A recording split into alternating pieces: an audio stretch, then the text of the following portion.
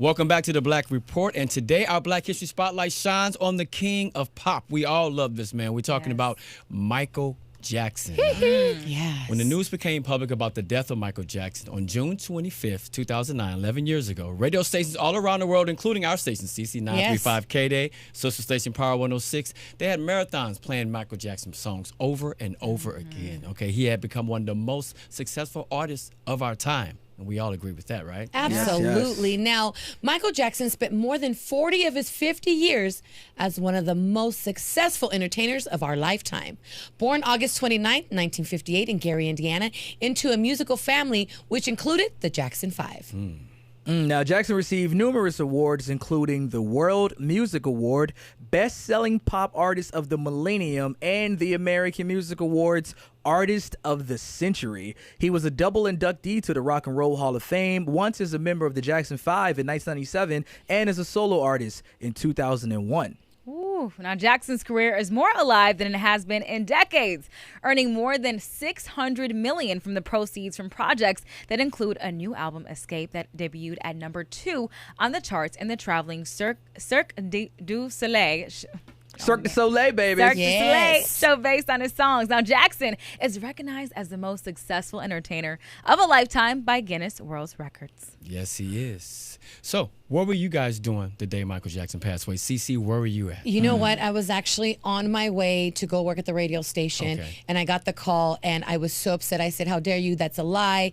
We saw it all over the news, and we were gathering as much Michael Jackson music as possible because, you know, in our catalog, we only have so much, but we had to go 24 hours with it. So we were gathering, DJs were coming in, participating. It was, but also, too, it was hard, broke down on air. I broke down on the air. I'm sure. Yes. Brianna, how'd you deal with it? I mean, I was in school. I remember riding in the car and listening to the radio and just hearing Michael Jackson songs back to back to back. And I couldn't believe it. I was like, is this real? I remember when I heard, like, when my teacher had first told me the news, I was like, no, you're lying. But the fact that when it finally hit, everybody was just so emotional. Even though you don't personally know him, through his music, you just felt like you did. Yeah, that's so true. Yeah, and you know, for me, I remember the day I was interning in Richmond, Virginia. We had a remote with the International Racing League. That's the IRL. It was like Helio Castroneves and Ari Lewandike. I remember, and it was at Macy's at Short Pump Town Center.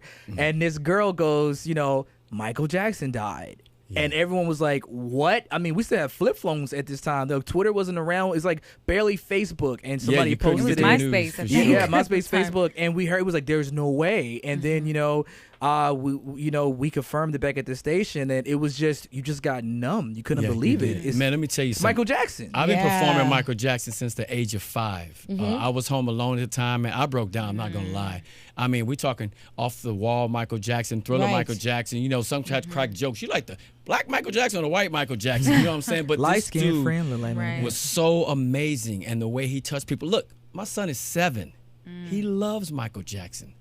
This movie, this movie. Well, that Michael he created, Jackson is timeless. Timeless. Michael Jackson is timeless, and even though we personally didn't know him, we all grew up with him. From Romeo to Kane to Brianna, myself, we all grew up with him. He's embedded in our lives. And Rome, that's crazy to think about because your son is 7 years old. That means he was born after Michael passed away, and he loves Michael. And I think for a lot of us, Michael Jackson is, for me, is one of the first artists to see that people born after he passed love him. You know what I mean? Like I said with Pac and Big, but I was young when that happened. But I was pretty much grown when Mike passed away, and to see my little nieces and nephews love Michael Jackson and generations after your son, and you guys to him as well. Answer me this: like when you hear Michael Jackson on the radio, don't you just think like, man, nobody will ever sound like that again. Absolutely. Mike was a bad I always man. think that. Nobody. You know, when people come to me and say, The Weeknd remind me of Michael Jackson, I mean, hold on now. I got love for The Weeknd, but it's only one king of pop. Let's be clear about that. And I don't care how good you move. You'll never be able to move like Michael. Only man, he moonwalk.